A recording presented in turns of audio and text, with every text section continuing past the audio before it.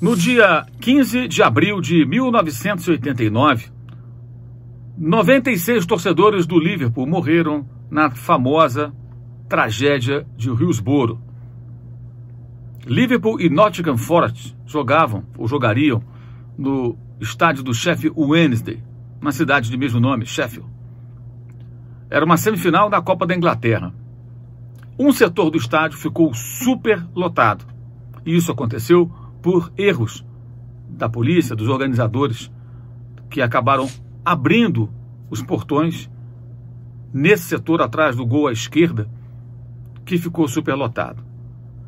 Naqueles tempos, auge do hooliganismo, a então primeira-ministra Margaret Thatcher, com seus seguidores, digamos assim, encarando torcedores de futebol como se fossem todos animais. De fato, o comportamento agressivo, violento dos hooligans era altamente reprovável, mas isso não significava que todos os torcedores de futebol adotavam aquela conduta. Pelo contrário. Mas, por conta da presença dos hooligans, as grades que cercavam o campo, isolando torcida e gramado, eram jaulas, na verdade, né? Soltasse ali um animal selvagem, acho que ele não conseguiria entrar em campo. Com isso, a pressão de milhares de torcedores contra aquela grade, que não cedeu, provocou por asfixiamento, pisoteamento, esmagamento, a morte de 96 torcedores do Liverpool. Foi a página mais triste da história do futebol inglês e uma das mais tristes na história do futebol em todo o mundo, que mudou todo o perfil do futebol no país, depois da criação da Premier League e tudo mais. Essa história é conhecida, essa história é famosa.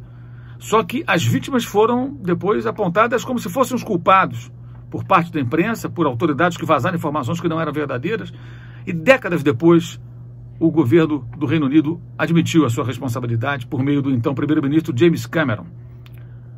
Durante todos esses anos,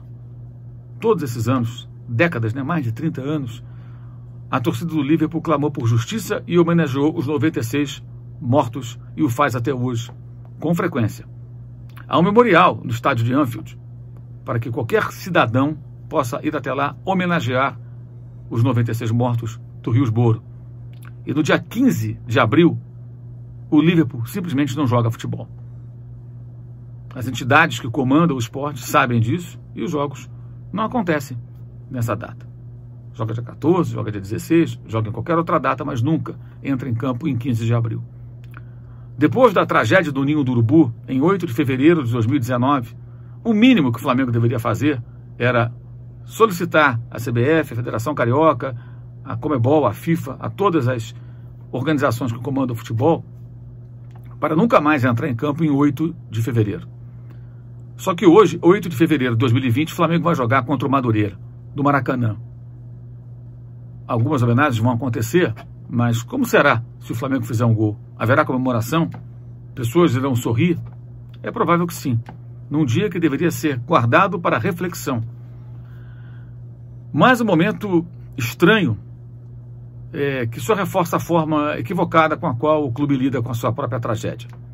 Tivemos a CPI na sexta-feira, o presidente do Flamengo não compareceu, o ex-presidente esteve lá e a imprensa relatou, companheiros da imprensa relataram que no contato com familiares dos meninos mortos no CT, disse que não foi confortá-los, não os procurou porque não era mais o presidente do clube. Meu Deus, é preciso ser presidente do Flamengo para procurar essas pessoas e dar um abraço?